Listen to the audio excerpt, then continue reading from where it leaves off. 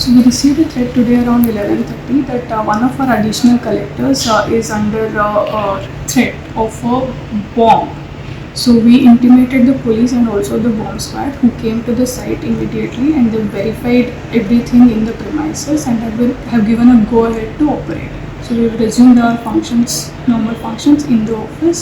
There's nothing to panic, nothing to worry about. So everybody can just normally function as usual.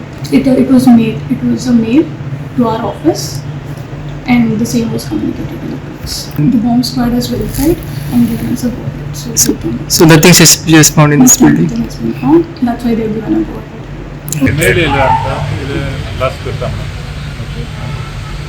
कितल्यांक सुमार mail येयली? Mail exact time सकाळी आयज येयली आमी सकाळी चॅक केलें. ओके 3:30 पयलीं भायर सरा नाजाल्यार ब्लास्ट करता